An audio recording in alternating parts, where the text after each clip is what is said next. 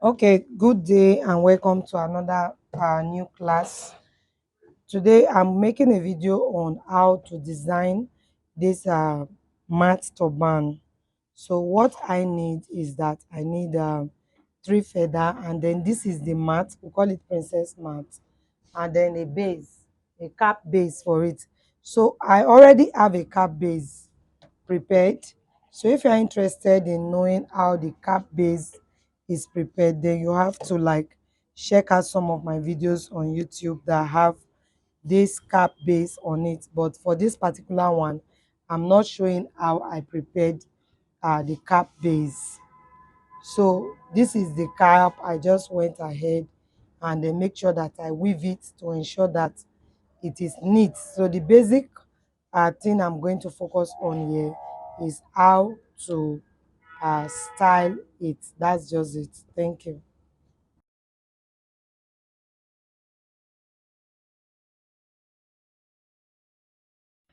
So for us to style the mat, you just have to look at how I started folding.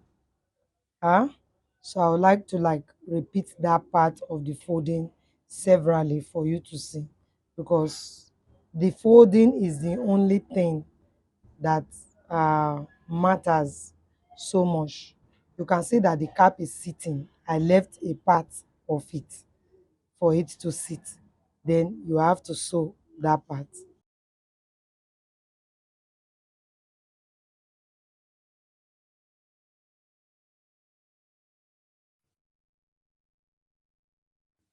So as you secure where you the folding, you have to still ensure that it can sit like this.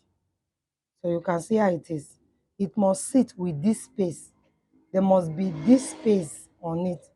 If you do not put this space on it, the style will not come out. So you have to ensure that before you start folding it, like you are creating um, uh, bow tie, you have to leave at least 3 inches. So let's see how it should be placed on the cap. This video is a very short one. So let's see how to place it on the cap. The cap is on the dummy's head now. You place it like this. Yes, so it is supposed to sit like this. So your base, your design should come out a little bit, and then you just use pin to secure the edges together so that it will be in place, after which you just use your needle and thread and begin to tack the places like where I'm holding at the top and down, and then you also tag the middle. Is that middle part that will allow it to sit. You also tag the middle too. So after doing that, you can now start placing other things like the feathers and all of that.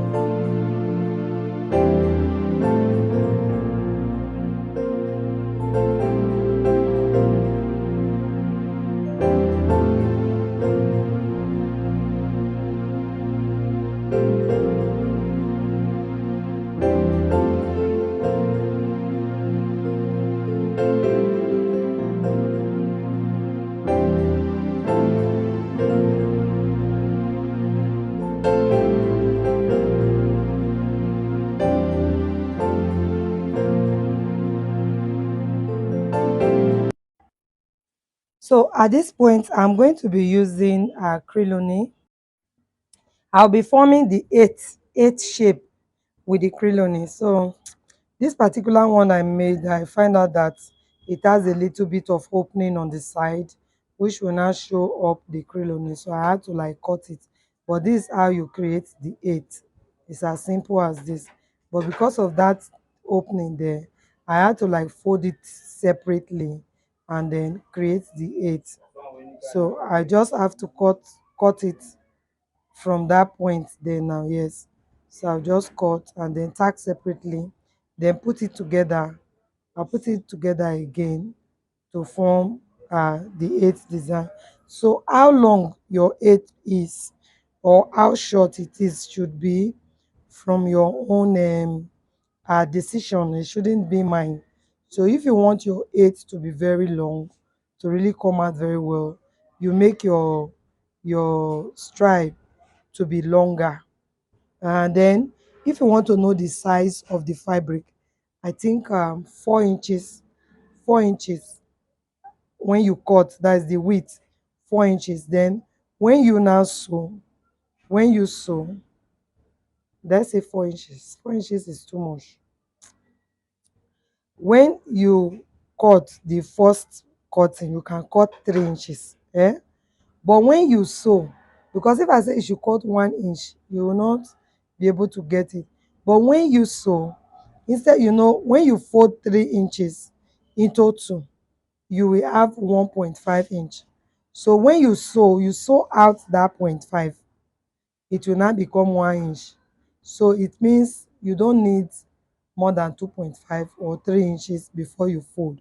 But after folding, you should end up with 1 inch so that it can be very small. Then you use your pin, that baby pin, to turn it out before you fix the crinoline inside. So you get this very tiny stripe. I also have a video where I use this very tiny stripe to make designs. So if you are confused with this, you can check out that video and see how the stripes are being formed. So we just create the eight, then attach the eight to it. From there, I create other designs and attach to it carefully.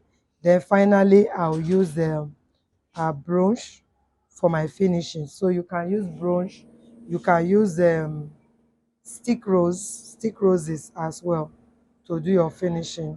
And I believe that if you watch this video carefully, you will also be able to get all you need to get.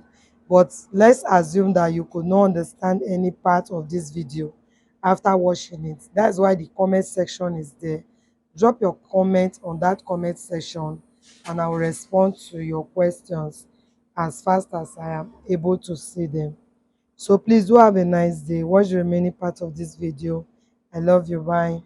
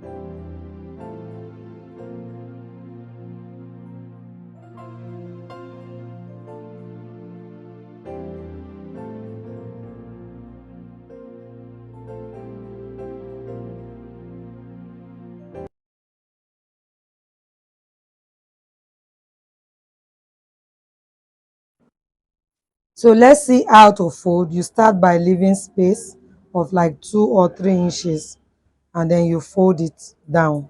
While that part is lying down, you start to fold the other part carefully. So you can fold and sew immediately, or you can finish folding first before you sew. But you just have to ensure that that part, which is the beginning, is resting down, because that is the part you are going to rest on the turban like this. So after doing it like that, you hold it and then sew it firmly. Ensure that it will not loose. That is, nothing will make it to loose. So, but you can see that when I'm sewing now, I'm not passing the thread through. I'm making sure that the thread is hidden.